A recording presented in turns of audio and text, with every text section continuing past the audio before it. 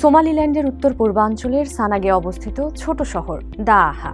চারিদিকের শুষ্ক পাহাড়, পাথুরের ঢাল আর তীব্র রোদ, এই কঠিন পরিবেশই এখানকার মানুষের নিত্যসঙ্গী। এই অঞ্চলের মানুষের জীবন সম্পূর্ণ নির্ভর করে এখানকার পাহাড়ে জন্মানো বসওয়েলিয়া গাছের ওপর। এই গাছ থেকে তারা সংগ্রহ করে লোবান বা ফ্রাঙ্কিনসেন্স, যা তাদের জীবিকা, অর্থ উপার্জন এবং সংস্কৃতির একটি গুরুত্বপূর্ণ অংশ।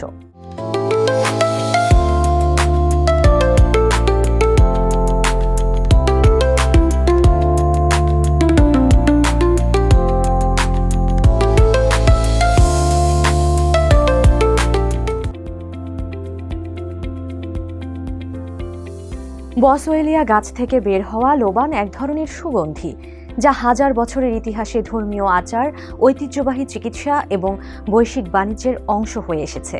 বহু প্রাচীনকাল থেকে বাজারে উচ্চ মূল্যে বিক্রি হয় লোবান, কিন্তু দাআহার মানুষের কাছে লোবান মানে শুধু অর্থ নয়, এটি তাদের জীবন, সংস্কৃতি এবং পরিচয়ের প্রতীক।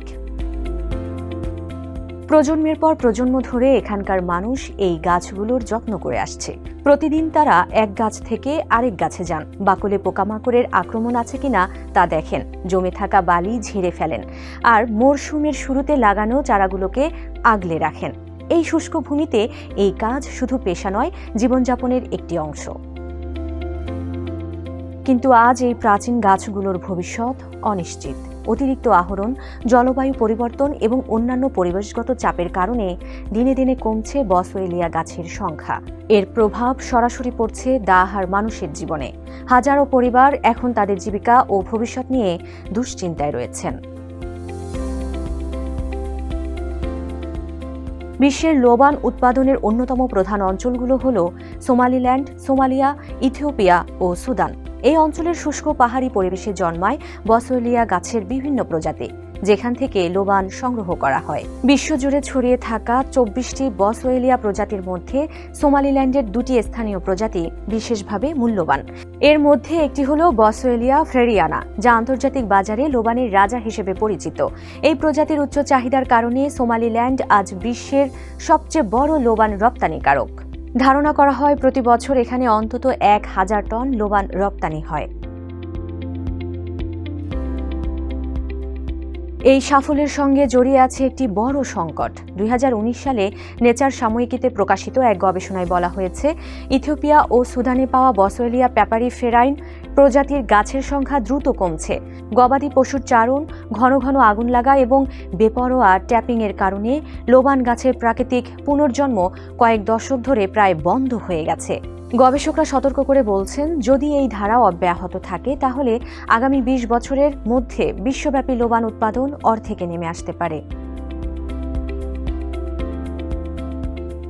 2023 সালে বিশ্বজুড়ে লোবানের বাজারের মূল্য ছিল প্রায় $363 মিলিয়ন। প্রতি বছর গড়ে 6000 থেকে 7000 টন লোবান কেনাবেচা হয়। বিশেষজ্ঞরা ধারণা করছেন 2032 সালের মধ্যে এই বাজারের আকার প্রায় দ্বিগুণ হয়ে $700 মিলিয়ন পৌঁছাতে পারে।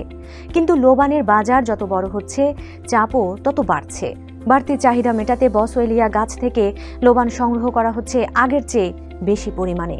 এর ফলে যেমন গাছের ক্ষতি হচ্ছে এবং তেমনই গাছের স্বাভাবিক বৃদ্ধি ও টিকে থাকা আরও কঠিন হয়ে উঠছে।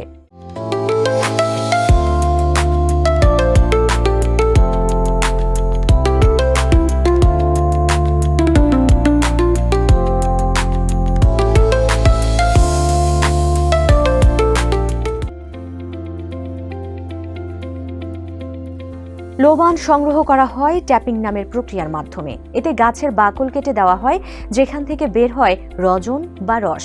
কয়েক সপ্তাহ পর তা শক্ত হয়ে ছোট ছোট দানার মতো হয়, যেগুলো পরে লোবান হিসেবে সংগ্রহ করা হয়। আগে এই কাজ খুব সাবধানে এবং অল্প পরিমাণে করা হতো, যাতে গাছের ক্ষতি না হয়। কিন্তু এখন বিশ্বজুড়ে লোবানের চাহিদা বেড়ে যাওয়ায় বসওয়েলিয়া গাছগুলোকে সামর্থ্যের চেয়ে অনেক বেশি ট্যাপ করা হচ্ছে। এতে গাছগুলো দুর্বল এবং দীর্ঘমেয়াদী ক্ষতির মুখে পড়ছে। লোবানের এই সংকট মোকাবেলায় কিছু প্রতিষ্ঠান প্রযুক্তিকে কাজে লাগানোর চেষ্টা করছে। মার্কিন পরামর্শক স্টিফেন জনসনের নেতৃত্বে সোমালিল্যান্ডের ডায়াক্সা ফ্রাঙ্কিনসেন্স এক্সপোর্ট কোম্পানি DFEC চালু করেছে একটি ডিজিটাল ট্রেসিবিলিটি ব্যবস্থা। এই ব্যবস্থায় মোবাইল অ্যাপের মাধ্যমে প্রতিটি রজন ব্যাচের সঙ্গে যুক্ত করা হচ্ছে জিপিএস লোকেশন, গাছের ছবি ও পরিবেশগত তথ্য। পাশাপাশি গাছের বয়স, উচ্চতা এবং কতবার কাঠ দেওয়া হয়েছে সব তথ্য নিয়মিতভাবে নথিভুক্ত করা হচ্ছে। এতে কোন গাছ থেকে কতটা রজন নেওয়া হচ্ছে তা সহজে নজরে রাখা সম্ভব হচ্ছে। সেভ দ্য ফ্রাঙ্কিনসেন্স প্রকল্পের প্রতিষ্ঠাতা অ্যানজানেট ডিকার্লো বলেন, বর্তমানে লোবান সত্যিই বড় হুমকির মুখে, তবে সঠিক ব্যবস্থাপনা ও নৈতিক বাণিজ্য থাকলে এই পরিস্থিতি পাল্টানো সম্ভব। লোবান শুধু একটি সুগন্ধি নয়, এর সঙ্গে জড়িয়ে আছে হাজার বছরের ইতিহাস, ধর্মীয় বিশ্বাস, চিকিৎসা এবং অসংখ্য মানুষের জীবন জীবিকা। বসওয়েলিয়া গাছ যেমন গুরুত্বপূর্ণ, তেমনি গুরুত্বপূর্ণ সেই মানুষগুলো যারা তীব্র রোদে দুর্গম পাহাড়ে উঠে দিনে 12 ঘন্টা পরিশ্রম করে এই রজন সংগ্রহ করেন। লোবান টিকে থাকবে কিনা সেই প্রশ্নের উত্তর এখন মানুষের হাতেই। মানুষ যদি দায়িত্বশীল হয়, প্রকৃতি ও শ্রমিক দুজনের প্রতি যদি ন্যায্য আচরণ করা হয়, তাহলেই এই প্রাচীন সুবাসের ভবিষ্যৎ রক্ষা করা সম্ভব।